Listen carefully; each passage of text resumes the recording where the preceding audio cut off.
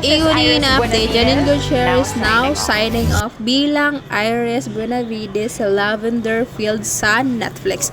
More kaganapan behind the scenes.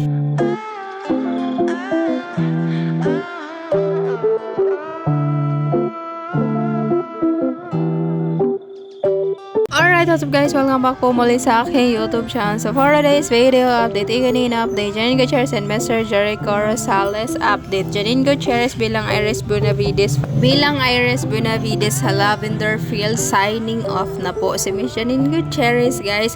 Sa mga nakapanood na po sa ending ng Lavender Fields sa Netflix, di ako mag-spoiler pero medyo di ko bet yung ending guys. Ewan ko sa inyo if mapanood nyo na kasi ngayong Friday pa siya mag-end sa Kapamilya channel guys. Well, abangan na lang ngayong Friday. Well, actually guys, may mga fans naman din na accept yung ending pero para sa akin lang din yung ibang mga fans din is may mga hindi din bet. So ito nga yung comment ng isang fan.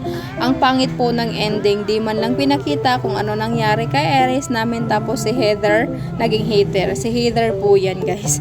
Then saan ba siya napadpad? Doon na ako nanood sa bloopers kahit naiiyak ako, masaya pa din kasi tinapos ko talaga ang episode 1 to 100 missing Iris. Pangit ka, Tyrone. Galit na galit si ante. Ayan nga ang comment ni ate din, ito pa nga yan. Sorry pero di ko type ending, hindi pinagbigyan. Magbago si Iris kahit di endgame basta buhay. Then may nag-reply na fa, nakakainis talaga, pinatay nila ang nagdadala ng storya. Dapat sana makulong man lang siya at baka magbago man lang. Isip ni Janine, hihingi siya ng tawad, kaya maghinto na ako pag-subscribe sa I Want TFC dito sa Amerika. Nakakainis.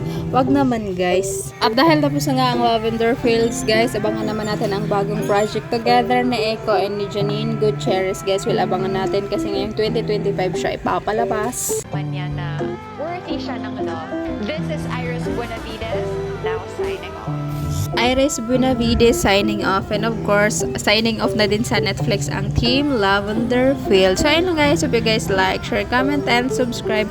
Again and again, see you on my next update for ikunin more kaganapan kasi may bago na naman silang project together guys.